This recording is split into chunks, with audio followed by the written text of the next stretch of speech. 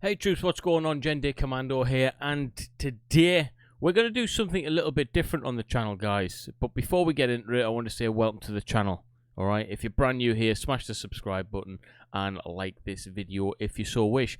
It's the first time we're going to do this on the channel, so I'm going to see how it works. I mean, either way, I'm happy to be doing it because I'll explain my reasons right now, actually. We're going to be doing a little bit of military history on Sweden, yeah? I've been doing a lot of reading on Wikipedia on various different things to get different bits of information. I thought, hey, why don't I just do it on a video? So if you guys want to follow along, then you're more than welcome, guys. Do you know what I mean? So I thought I'll just go through a bit of military history on Sweden. So one, I'm learning a little bit more because I'm doing a lot of reactions on Sweden at the moment. It is a bit of a hot topic on the channel. It is kind of the reason my channel has this amount of subscribers, you know. It's Sweden, Philippines, and India are the big three at the moment. So I'm going to start doing a lot more history on those countries, on those militaries, guys, because that's where the content is for me. And hey, why not? I want to know a lot more, so it gives me a little bit more substance when I'm talking about it on the reaction videos. So if you think that's a good idea, drop a comment below, say, yeah, Jen, that's pretty good, I'm happy with that. Or let me know if it's not a good idea, but give me a reason, guys. But we're going to go through it. I don't know how long this is going to take. We're just going to chill. I'm definitely going to premiere this so we can have a chat. And if it is a good idea in the future, I might do this as a live stream just so we can all have an actual live interaction and talk about these topics, guys. But I'll show you how it's going to look right now. It's a different kind of format, obviously, so it's quite a relaxed format. It's pretty much just me talking, troops. Wrong page, actually. Boom. Let's make my head small. So here we go, military history of Sweden. It's something that's interested me for quite a while, military history. Being a former Royal Marines commando, you know, we're quite big on military history in the Marines, and I know that a lot of military groups around the world are too, and they have to be, because, you know, if you're joining an outfit of men and of women that has such a history behind them, if you join that outfit with not really knowing it, you know, you're not really doing it a good service, I believe. It's good to know the history of the job that you're doing. So the Royal Marines has a fantastic history, guys, and you know, I wanted to know everything about that because it was the job. It's about pride, it's about understanding, it's about being you know, it's about patriotism as well. It's all of this good stuff, guys. So military history of Sweden, here we go. So I think we're going to start with, and depending on how long the time is on this one, guys, I might break it up into a few different videos, because hey, history of Sweden is vast, guys. Okay, we could talk about this for days on end. So I think we're going to start with prehistoric Sweden and the Viking ages. You know, that's what we know. That's what we know Sweden for, right? All right, it's you know, the Viking, it's the beard, it's the big bold strong man, isn't it? That's what we know Sweden for. So let's start there, guys. I think. So we got prehistoric Sweden and the Viking ages.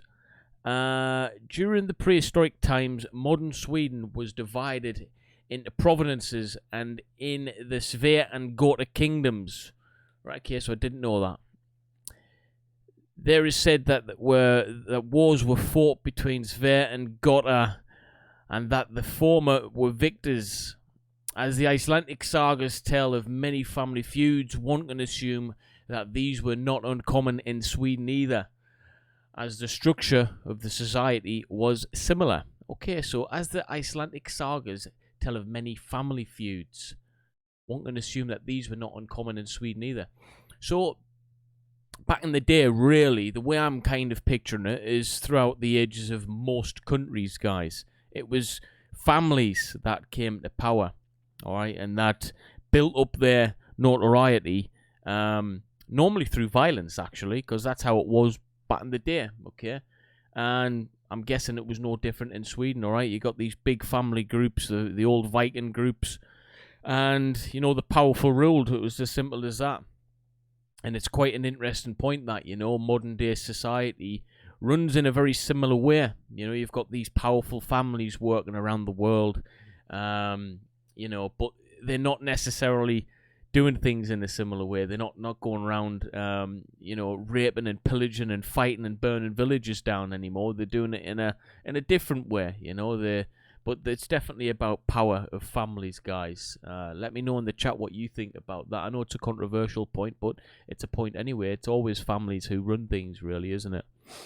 And during the early Middle Ages, many Vikings took recruitment in the fleet and participated both in trade and in plundering raids. So they traded things around the globe, all right? Obviously, they were men of the seas, a little bit like Royal Marines, I guess, except we're not really trading material items. We're trading, you know, our services in terms of helping people in war-torn countries and humanitarian aid. So the concept is still really similar, except we're not allowed beards in the Royal Marines anymore. Not like the Vikings there. But plundering raids. So I'm guessing the plundering raid, what that means is I'm taking that as, and I'm interpreting that is, you know, local villages. There might be something that they want there. There could be something that they could potentially sell or trade that could be useful for them, and they're going to go in and take it with force, guys. All right, the Vikings were known for that. The system of Ledang was used to organize the armies in different parts of the country in an alliance with the Danes. The Swedish King Olof Skotkonung won the war against Norwegians at the Battle of Svolda. So we've got a few things there that I want to look into. And again, if I haven't mentioned this, guys, apologies for my pronunciation. I'm not from Sweden, and I'll try my best to pronounce it the right way. If I am pronouncing it wrong, please accept my apologies. But please do correct me in the chat. Alright, guys. So I think we're going to look at the system of Ledang was used. So it's the institution known as Ledang Norway, leading Danish, Swedish, Expedito, Latin, or sometimes Lething English, was a form of conscription to organize coastal fleets for seasonal excursions in the defense of realm typical for medieval Scandinavian. Let's look into this.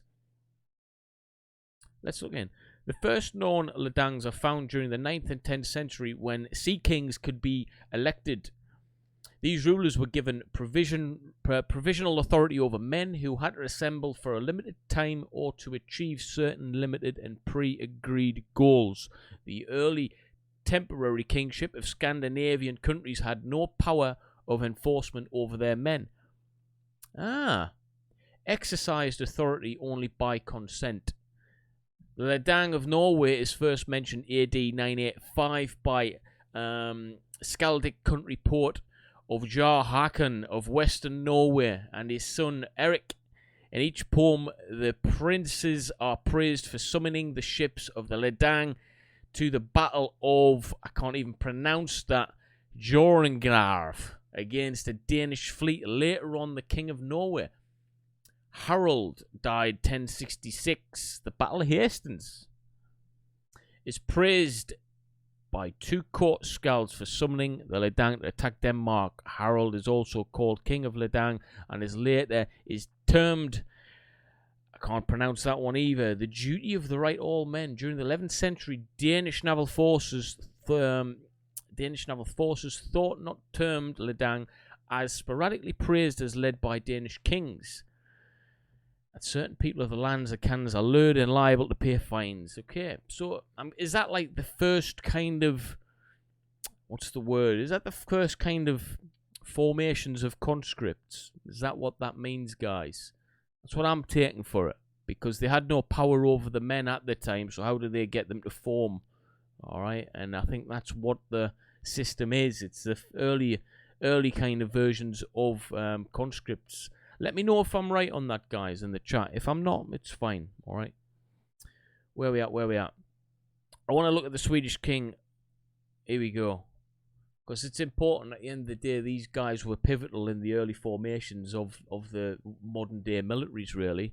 So Olof, 980 to 1022, was King of Sweden, son of Eric the Victorious, and according to Icelandic sources, Sigrid the Haughty, he succeeded his father in 995. He stands at the threshold of recorded history since he is the first Swedish ruler about whom there is substantial knowledge. He is regarded as the first king known to have ruled both Sweden and the Geats. He is first known to have ruled. In Sweden, the reign of King Olof is considered to be the transition from the Viking Age to the Middle Ages, right? Okay, so he was an innovator then, if that's the case, you know, because things don't change, especially in a leadership military sense, unless innovation comes in. And to be an innovator, you've got to have a couple of characteristics, troops, okay? Especially in these days, you've got to be brave as hell, all right? And you've got to be smart as hell. Two things, all right? Brave and smart. And this guy obviously had abundance of that, because you can't change the way the order is and the way things go unless you have those qualities, guys, okay? Really interesting, actually. He's probably a major influence in terms of change for Sweden. That's really interesting. Where we at? Transit Middle Age. Because he was the first Christian king of the Swedes, who were the last to adopt Christianity in Scandinavia, he is associated with a growing influence of the church in what is today southwestern and central Sweden. So there you go. He's even had an influence on religion over there, and the implementation of Christianity in the in Sweden. And because it was the last place to adopt it, I'm guessing there was a bit of pushback with that idea as well. So this guy's probably got balls as big as coconuts, guys. All right? I'm not going to mince my words with that. Norse beliefs persisted in parts of Sweden until the 12th century, Olaf being the last king in Scandinavia to adopt Christianity. Olaf was victorious alongside Sven Forkbeard. What a name. Forkbeard. Let's get some love in the chat for Forkbeard. When the kings created an alliance to defeat the Norwegian king Olaf in the Battle of Svolder. After the Battle of Svolder, the victorious leaders split Norway into the areas of control. Heimskringla gives the most detailed account of the division. Olaf received 4 districts in Trondheim as well as more, Romsdal and Ranrik. Right then, troops. So, in terms of this geezer, he seems to be quite a geezer in terms of he's got balls, he's got charisma, he's got leadership qualities. Now, I haven't went too far into him in terms of his history. We might do that at another date on a different video if you want us to do that, troops. But that's the prehistoric Sweden and the Viking ages we talked about. Ledang, potentially, and unless I'm reading it wrong, the first kind of system of conscription. Might be wrong on that. Let me know in the chat or the comments after the video. And then we've got Swedish King Olof, an innovator, a brave, ballsy man who thrusted Sweden from the Viking ages to the Middle Ages, which must have came with some pushback. It has to have, and I think we'll look at that in depth a little bit later on. Maybe it's in a different video, guys. The Swedish King Olof won the war against the Norwegians at the Battle of Svolder. So let's have a little look at this. Right, the Battle of Svolder was a naval battle fought in September 999 or 1000 in the western Baltic Sea between King Olaf of Norway and an alliance of his enemies. The backdrop of the battle was the unification of Norway into a single state. Long-standing Danish efforts to gain control of the country and the spread of Christianity in Scandinavia. There's a bit of a theme going on here, guys. Christianity keeps popping up, and there seems to be a lot of backdrop from it in terms of people wanted to take it on in some areas and people didn't in others. They wanted to keep their old beliefs, and with that change in belief system will come wars, and it certainly spread across Europe like wildfire, and the wars came along with it, guys. King Olaf was sailing home after an expedition to Wentland, which is Pomerania, which was ambushed by an alliance of Sven Forkbeard, King of Denmark. Right, okay, so Forkbeard, King of Denmark, ambushed these geezers. Olaf, also known as Olaf Eriksson, that's a common name, isn't it? King of Sweden, and Eric, Jarl of Lad, Olaf had only 11 warships in the battle against a fleet of at least 70. Wow! His ships were captured one by one. Last of all, the Ormond Lounge, which Jarl Eirik captured as Olaf threw himself into the sea. After the battle, Norway was ruled by the Jarls of Lard, and as a fief of Denmark and Sweden. That's really, really interesting, man. So we've gotten a little bit of information of that battle there. But I bet the finer details are so much better, guys. That'll have been absolutely vicious, I bet. The exact location of the battle is disputed and depends on which group of sources is preferred. It is only Icelandic sources that place it near a place called Svolda.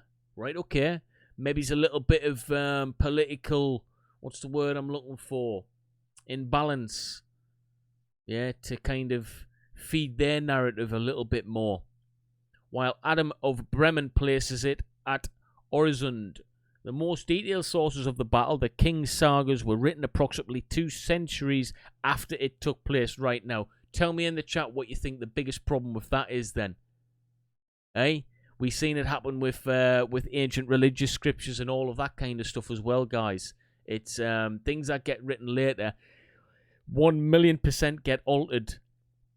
Because stories, Chinese whispers, get changed over time, and as it gets passed on, they get changed about so much that it's completely different to the original source. You know, you get a story turning into a myth very, very quickly. So no wonder there's dispute.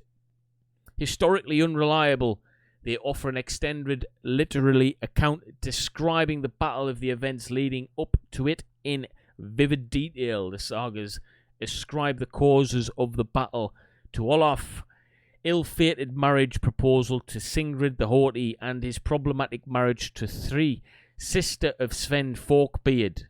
Wow, this is getting complicated quick. It's like an an EastEnders sitcom. This, as the battle starts, Olaf is shown dismissing the Danish and Swedish fleets with ethnic insults and bravado, while admitting that Eric and his men are dangerous because they are Norwegians like us.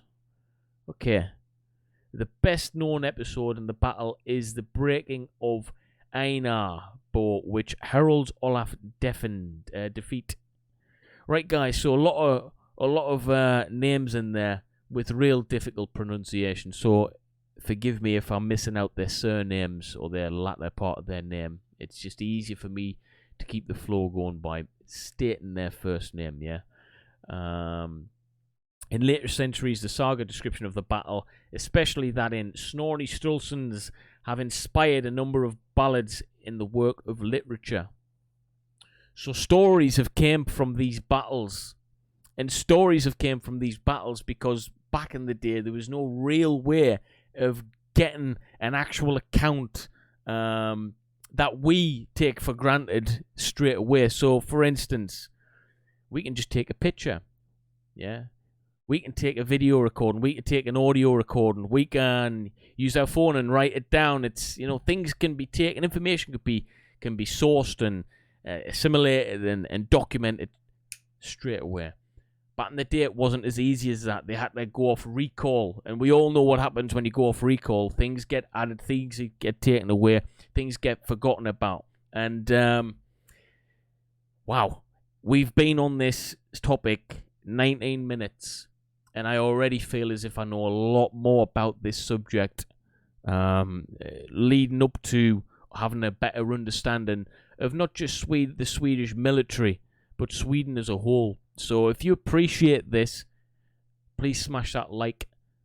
Please subscribe to the channel. And if you want to see me continue with this type of content on Sweden to start with, and then potentially move this content elsewhere, then let me know, guys, because you know, it's really interesting to understand a country better, and I feel I think that, how can I put this? I'm reacting on content of different countries, and I hold my hand on my heart. Sometimes I don't know too much about the country I'm reacting to, which can sometimes give me an altered opinion on that country before I even start reacting to a video. So I'll give you, for instance, I was first started this YouTube channel out, I reacted to a video of India without having a damn clue about the Indian military, and not knowing too much about the culture. Although my wife is of Indian origin, not knowing too much about the Indian culture. And it gave me a distorted view before I reacted to one of their videos. And I had an opinion on that video before I even understood it properly.